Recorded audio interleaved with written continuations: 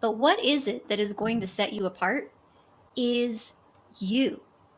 And I know I'm kind of skipping ahead a little bit, RJ, but I just think we have to start here. People do business with people they trust. Welcome to CEOs on Video, the show to help you go from being the head of your business to the face and voice of your brand. If you're a CEO, a business owner, an entrepreneur who is involved in bringing a new business for your company, then you need to be putting out content.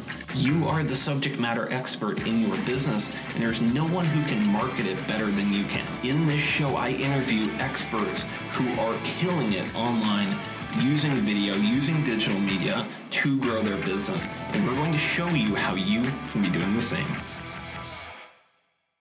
When you're busy running a company, building a personal brand might not be at the top of your mind. But in this episode, we'll be digging into exactly why it should be a top priority, how it can change your business, and what you need to start doing right now. Trust comes before transactions.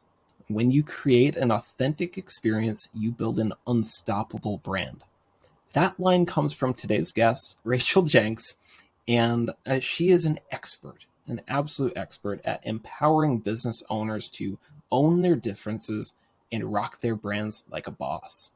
She's had the opportunity to work with organizations of all sizes and industries, amplifying the power of their brands through strategy, consulting, brand development and design, UI, UX, multimedia, advertising, marketing, live event production, e-learning, 3D animation, video, photography, and art direction. She knows what she's talking about. She is also the host of the Brand Boss Show podcast and YouTube channel, an author, and an in-demand public speaker. Welcome to the show, Rachel Jenks, the Brand Boss. Thank you so much for having me today, RJ. Absolutely. There's something I noticed about you, Rachel, within like 3 seconds of meeting you, and that's that you present yourself as yourself. Like a lot of people, when you're in virtual meetings, virtual events, they tend to kind of pull back the reins on their personality a bit. And by a bit, I mean a lot. They tend to kind of like sit still and are afraid. It's like one of the county fairs back when like photographers had to be under a hood and like you had to stand still for 19 minutes to get a photo. People still do that on Zoom calls, and they're like afraid to show that they're a person or to show that they're wearing shorts with their, the top of their suit. But the first time I met you, you were excited, you were animated, you were high energy, and it was just a complete breath of fresh air. So thank you for being you. Thank you so much for that. And for the record, I am wearing shorts with a dress top today. Me too. So. Me too. But I think that's such a, like that, I don't know if that's your superpower, but it's really, really refreshing. It's going to be some of what we talk about today. But what we are talking about today is building and growing a personal brand as a CEO, as an owner, as a founder. And I'd love to just jump right into it. Does that sound good to you? Sounds good to me. Let's go. All right. You have an incredible line on your website that says you can keep up with the Joneses or you can be the Joneses. The choice is yours. Can you just tell me more about that? I would love to. I love this phrase and this principle so much because it's very countercultural in the world of marketing. And I know you and I have had these conversations offline, RJ. But when it comes to marketing, everybody puts this emphasis on keeping up with the competition, looking at what all the competition is doing what all your competition is doing. And the way that I like to talk about this is I call it a chameleon crisis. Now, chameleons are amazing animals. They can blend into absolutely any surrounding. I mean, I've even seen a photo of one blending into a Coca-Cola can. Don't ask me how they do that. I mean, they definitely did not have experience with that in nature, right? But they're so good at adapting and looking like everything else in the landscape, which is really great if they don't want to get noticed and eaten by predators. But is that what you want for your business? No! You would not be marketing your business if you wanted to blend into the noise. That defeats the entire purpose. And yet it mystifies me that there is so much conversation in the marketing industry about keeping up with what everybody else is doing and looking like everybody else. Yeah, that's a really good way to blend in and a really terrible way to stand out. And so that's why I say you can keep up with the Joneses and exhaust yourself and spend all of your time and your energy and your resources trying to look like everybody else, or you can be the Joneses that everybody else looks at and says, well, what are they doing?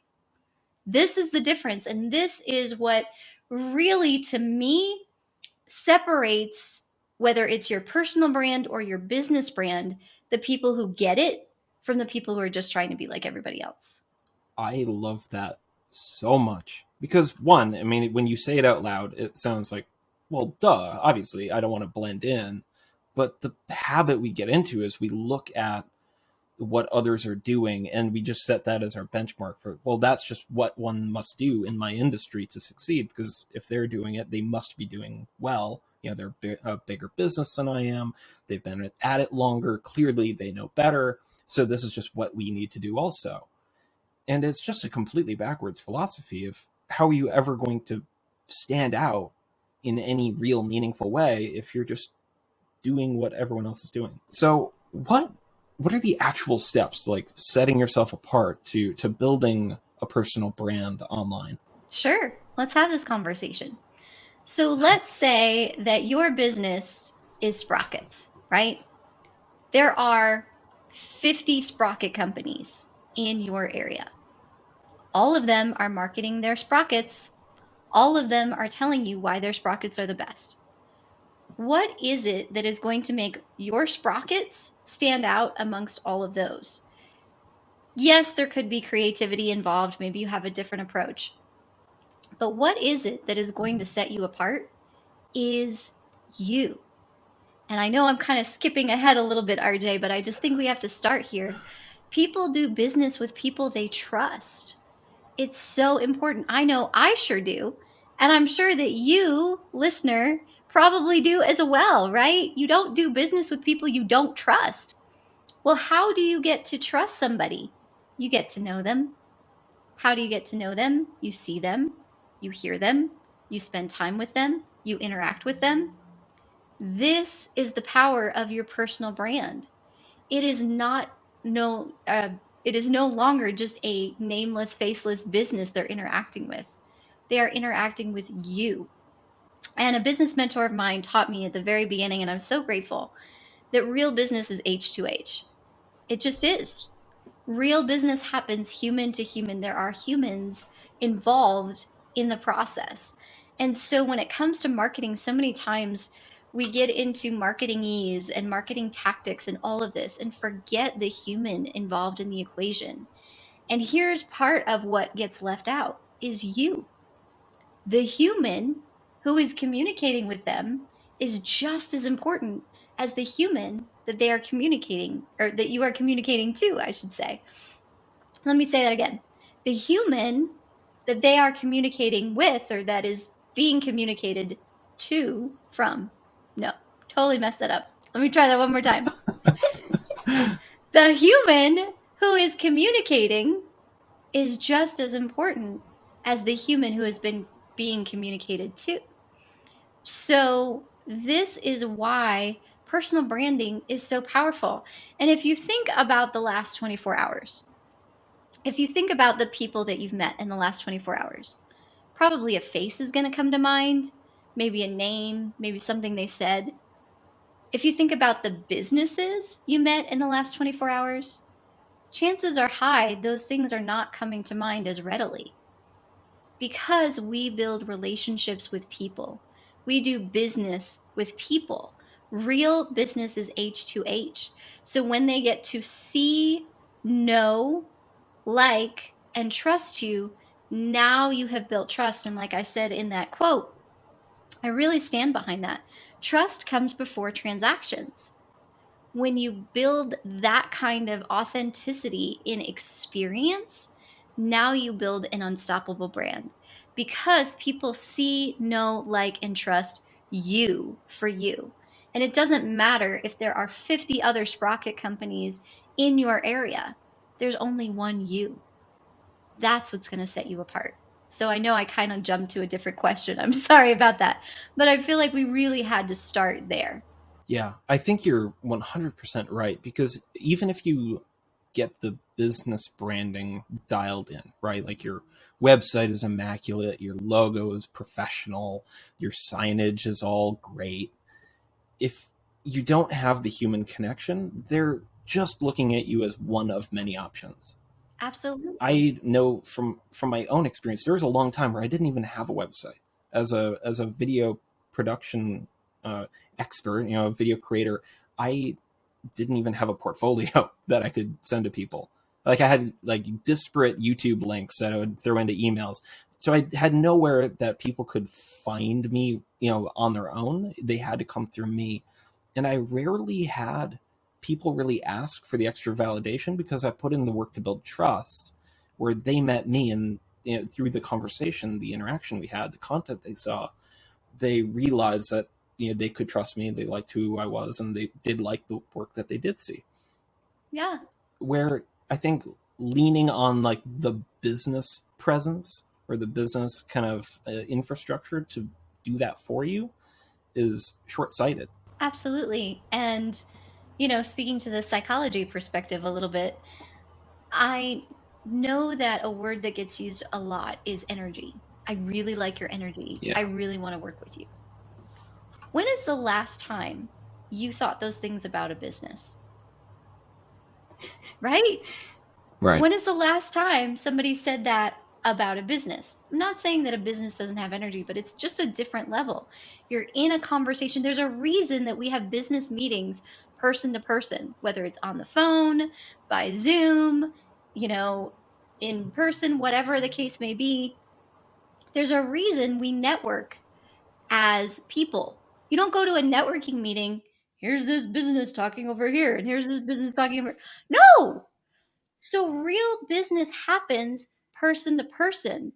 So how much more powerful is it for them to not only see your business, but to see you as the face of your business, as the expert of your business, as the one they're going to trust because they're making an investment in you. So whenever you're going to make an investment, you have to make sure that you're putting your trust in what you're investing in, or you're not going to invest. So, how are they going to feel comfortable making that investment if there's not already a trust built not only with the company, which does matter, right? That does matter. We're not saying business branding doesn't matter because it does, but it's taking it the next level for them to have that level of trust with you. On the note of like building trust, we're kind of talking directly about owners and CEOs. Some would say, well, I'll just have someone on my team do this. They'll be like our spokesperson, they'll be the face of the branding, my marketing team or my CMO or the CHO or whoever within the company. um like who what are your thoughts about that whenever someone tries to offset that onto someone else within their team? Yeah. So I do think there's a time and a place for that, right? And if you here's the thing, and this is kind of where you have to start with branding, whether it's your business brand or your personal brand. The true foundation of every successful brand is identity.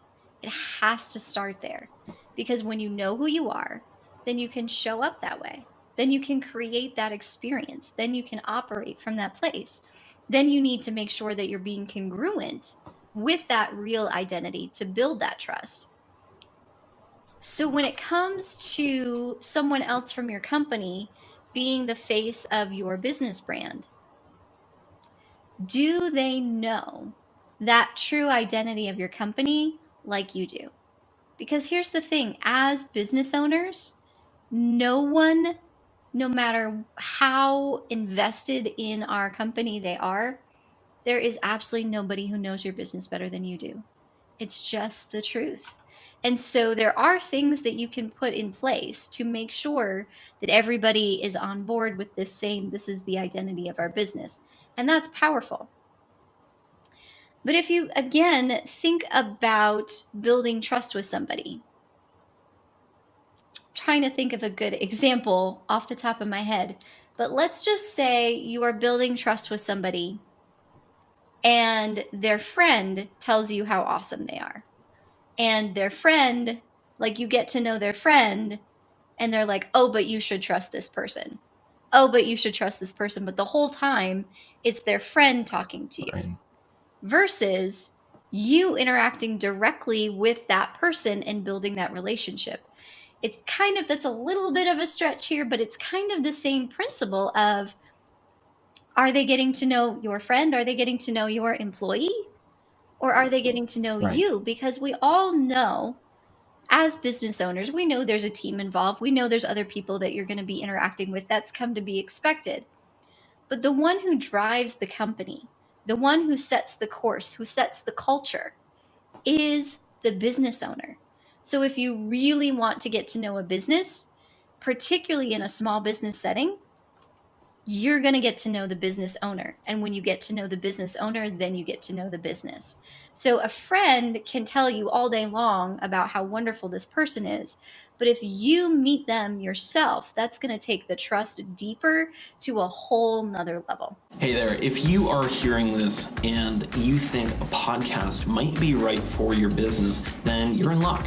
One of the services that we do over at Evoke Media Labs, which is the sponsor of this episode, is create podcasts for busy entrepreneurs like yourself. Having a podcast is an excellent way to showcase your thought leadership, your industry expertise, and build connections within your industry so that you can provide something valuable to your audience in a non-salesy way.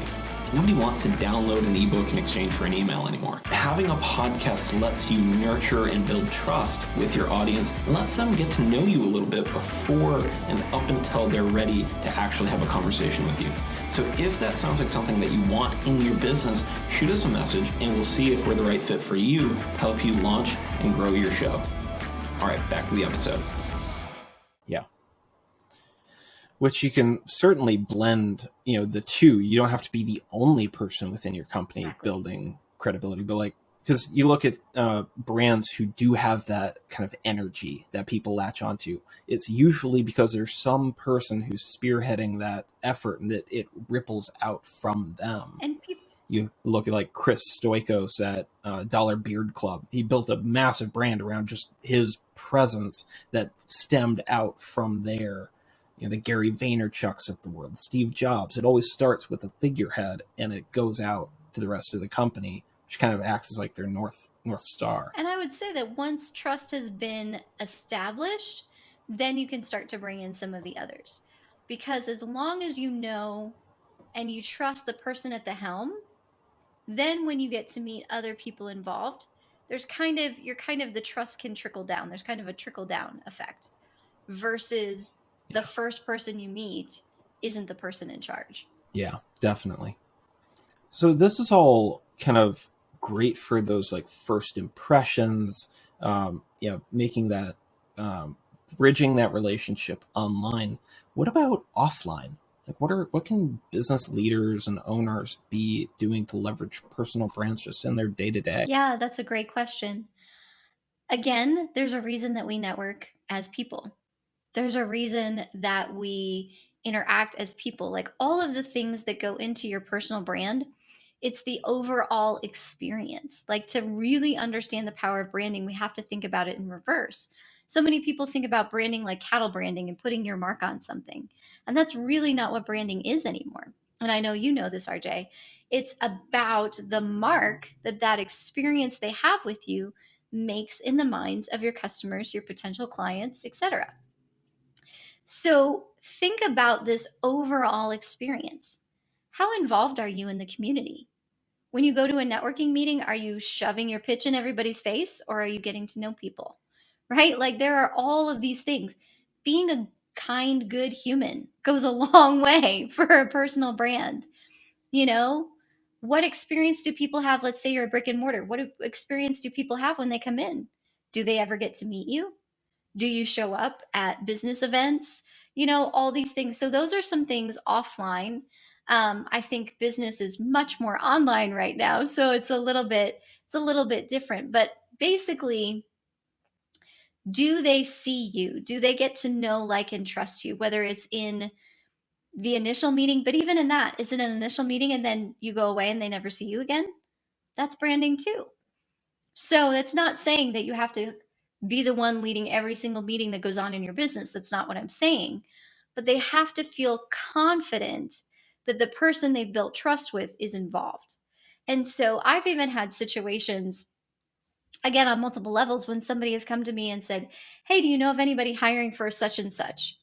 And while I don't know the company, if I've met the owner, I can tell what the culture is like. Mm. And so I'll feel confident saying, "Hey, you know what? You should really go apply there. They're good people." Now, I don't know everybody who works there, but I know the person at the helm who's setting the culture.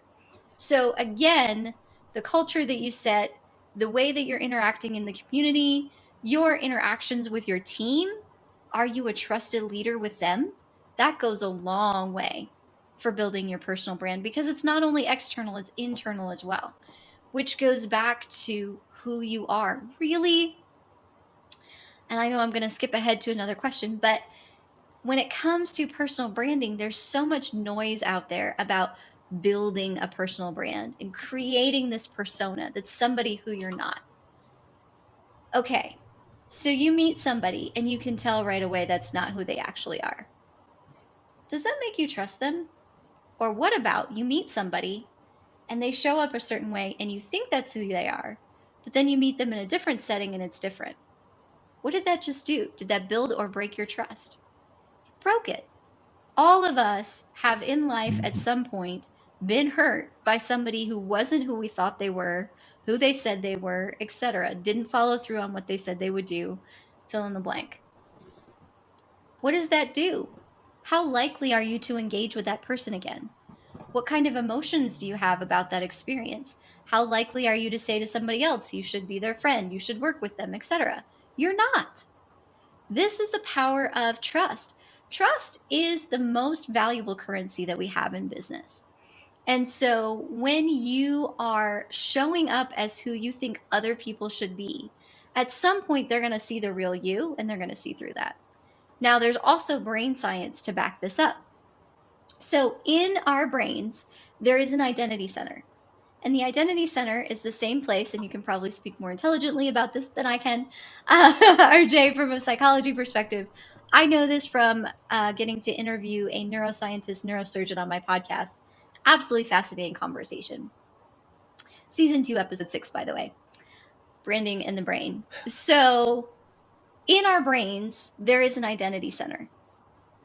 And as we go through life over time, there are all these neural pathways that get woven over it. And it creates like this web that keeps us from operating in our true identity.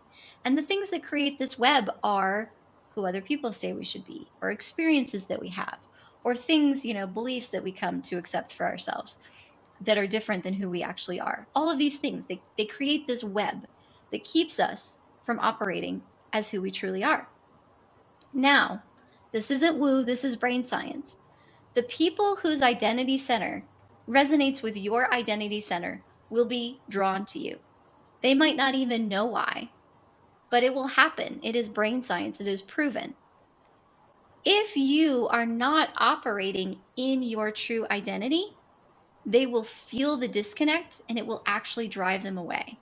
And they won't even be able to articulate exactly why, but they will feel it. What happened? Their identity center resonated with your identity center, but you weren't showing up in your true identity. And so it actually repelled the people who are being drawn to you. Now, the really exciting thing to me happens on the other side of this. So, when we do have the courage, and I know it takes courage, and we'll talk about that, I'm sure, more in a minute here. When we do have the courage to show up in the authenticity of who we are, in our true identity, in alignment with our true identity, here is the cool thing. And I know you know this, RJ, but it actually starts to unravel those neural pathways for the people around us. So when we show up in alignment with our true identity, functioning out of our true identity centers, right? Not who we think they think we should be, but who we are, it actually has the power to jailbreak the minds of our customers and potential customers. That's powerful, so that they can operate in their identity as well. And I get really, really fired up about this point because, again, if you are going through life trying to be who somebody else thinks you should be, first of all, that's a miserable way to live. It is not sustainable. At some point, the truth is going to come out. It just is. So, how much more powerful when we show up in the authenticity of who we are and we get to jailbreak the minds of the customers who are being drawn to us to operate in their authentic identity as well. That is powerful. Absolutely. I'm a big believer in like the way what we say matters, but it matters much less than how we make people feel around us. And there's immense power in just letting people be who they actually are and encouraging it in your presence. Absolutely. Like being the like there's like that's why like pop culture is so big because people just geek out about the same thing, and it's that sort of like mind meld of we're no longer focused on the things that make us different. It's like we are now harmonizing over this thing. When you can do that with like who you are, and you can actually like, because you said it, like they're gonna figure it out. If it's not real, like you can't maintain that to just look good online. Like somebody's gonna go through and like eventually work with you who will piece it together and like this isn't who they said they were. Yeah, So why not just live, like free yourself to be who you are? And I know that's easier said than done if you have been in a position where you need to like navigate and present yourself in a way, whether it's to your team or to stakeholders or clients. But step by step, start to be who you actually are, and you may be surprised at how people respond to it. absolutely. It's about we are human beings, right? Not just human doings. And we get to know each other as who we are. And so when you have the courage to be a personal brand, that is so much more powerful than anything you will ever build. Because the most powerful influence you will ever have is the life that you live. And if how you are showing up is not congruent with the life that you live, people will see that, people will feel that, and it will drive them away. Now, if you are being authentic to who you are, which there is such a hunger for authenticity. There's been so much fake. Everybody's burnt out by fake. Why do you think everybody's turned off by marketing? Because there's been so much fake in marketing. So you're already coming into an environment where people are conditioned to expect fake. But if you show up as real, that is so refreshing and it's magnetic. People are drawn. How many times do we say, wow, that person's really genuine? What is genuine another word for? Authentic. So when you are showing up authentically as who you are, first of all, it is magnetic and it is also giving people the truth. And truth is a very powerful way to build trust because now when they see you in public, when they see you online, offline, to your point, RJ, there's this congruent experience with the identity of who you are. And that's when people start to say, not just I know about them or I know about this company. That's when they say, I know RJ, I know Joe, I know Abby, I know Samantha, right? Like, because they feel like they know you, not just know about you. Yeah, I completely agree. I think one of the best honors someone can give you from marketing efforts or putting yourself out there is to say like I felt like I knew you, from before we even had a conversation. Like as soon as we got on the call, I knew like you're the same person I saw online. That's the best honor I think you can get, and really what you should strive for. So the last question I have for you is what is just the biggest mental breakthrough that you've had over the course of your career of figuring out brands and navigating all of this? Abundance. And I know people say that all the time, but particularly in the marketing space, abundance is huge. And I think that really was a game changer for me. Because if you only believe there's a limited number of this, there's a limited number of clients, there's a limited number, well, then, yeah, you're going to get into scarcity mode. You're going to get into fear based marketing. You're going to get into what all your competition is doing, and you're going to be freaked out about it. But if you have an abundant mindset, that there are more than enough. There are more than enough clients for me. there are more than enough clients for my competitors. There are more than enough clients for all of us to go around. You're not going into it with scarcity. You don't have to scare people into working with you, right? Which, by the way, is a terrible brand experience for them to have. We make our stupidest decisions when we're afraid. It's a thing, right? So you're not, they don't feel that pressure. They feel welcomed by you, not like, yee, I need the sale. And then also, then it gives you creativity. It gives you freedom to be who you are because you know there's more than enough to go around. So I don't have to be challenged when I'm at a networking meeting and there's two people there who do what I do. I can celebrate you for what you do, and I can do what I do. Because even if, like I said, there are 50 sprocket companies in the same town, nobody does sprockets exactly like you because there's nobody exactly like you. This is what differentiates you. This is what differentiates not only your personal brand, but this is what differentiates this experience that people are going to have working with you. If you go into it from a scarcity mentality, then you're going to be freaked out trying to snap up all the clients you can, worried about all of this stuff.